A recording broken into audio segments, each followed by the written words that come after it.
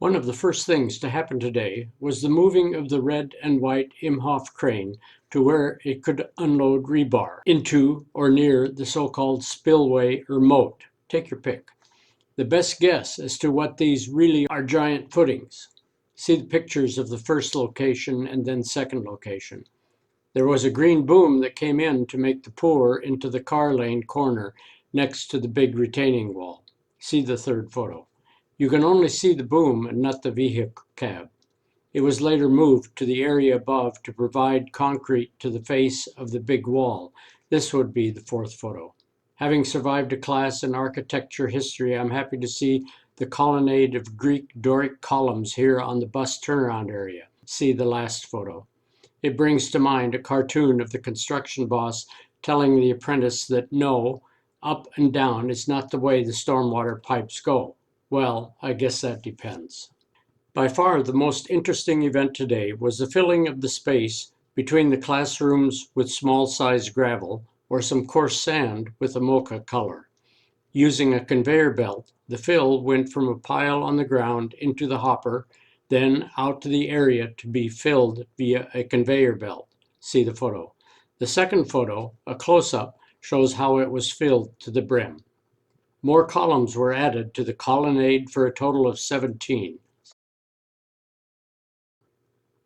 The first signs of wastewater plumbing from perhaps the kitchen cafeteria area is seen on the right side of the first photo, more specifically, white PVC pipe. The first day of real rain has made a mess of most of the working areas. I'm thinking about how it might look 3 or 4 months from now. The second photo is of the colonnade.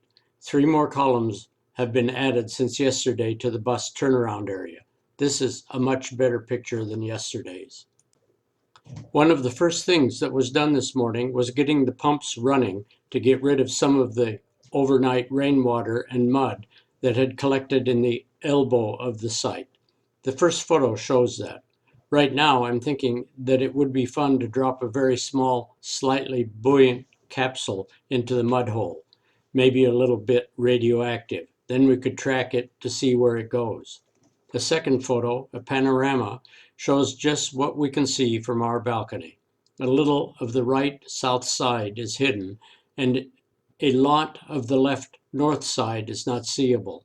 The green boom vehicle was making a pour when this photo was taken, but you can just see the boom arm portion sticking out above the edge of the bus lane. The rest, the cab portion, is hidden from the camera by the bus to car lane's cliff retaining wall. By the way, for reference, the mud hole is in the foreground at the bottom of the panorama photo. Lots going on today. A big green Tele Belt was the first to arrive. It continued from Tuesday the transfer by conveyor belt of gravel-like material to the classroom area. It later moved to another area outside the building and continued filling in around the large footings. The blue concrete boom pour was to 2 different areas also. It started in the phys ed area and finished in the same outside area as the Tele Belt. The so-called Grand Canyon area no longer looks like that. With the rain now, it looks more like a rice paddy. The first 3 photos show those equipment in action. The fourth photo is of the rediscovery of a manhole that was paved over some time ago. I wrote about this at the time. This is in the bus lanes toward the south end. The last photo shows the blue covering over the classroom area to keep it a bit drier overnight. Almost all of the Saturday work was being done in the area between the gym and the classrooms, all in the North Campus half. The first photo was taken about noon. The area for all the work could be further divided into 1, below the classrooms, 2, on the Great Wall, and 3, footings just south of the Great Wall. The second photo was taken at 4:30 p.m. You can easily see changes over the 4.5 hours. The tiny catwalk is now a large balcony, and the forms for the big footings are well along to being finished. The most significant event today was the pour in the classroom and gym areas. Again, a concrete pump with a boom arm was used in order to get to all the different places in the future school building. The photo shows the concrete slurry being delivered to footings at the base of the Great Wall. The black diagonal streaks on the wall are the shadow of the boom arm. There appear to be basically two different ways to deliver large amounts of concrete at the construction site. The first photo shows the older way of filling a bucket or hopper and then transporting it by a crane to the pour site. Note, this photo actually shows dry gravel being transported, not concrete slurry.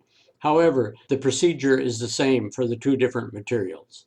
A trap door is opened at the base and gravity drops the concrete to where it should go. Also shown in the first photo is the use of a pump to pump it through a long hose held up by a boom arm to the pour site. The second photo is the current view of the colonnade. The level of the lane keeps coming up layer by layer. More columns have been added. It will be interesting to see if another layer of columns will be added.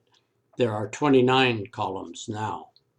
Today, there was something very new to us. After pumping the last of the concrete over the blue poly floor, in came two powered trawlers, one red, one blue. They flew in by way of the big crane. It looked like fun to drive those Zambonis all over the floor. The major parts for one are just a motor and 4 paddles. When they got done with the finishing, they started spraying the concrete with water as it cured. I think to slow it down and therefore not to crack. The first photo shows the concrete being pumped in from mixing trucks and a hopper that's outside the view. The second picture is of the red powered finisher at work.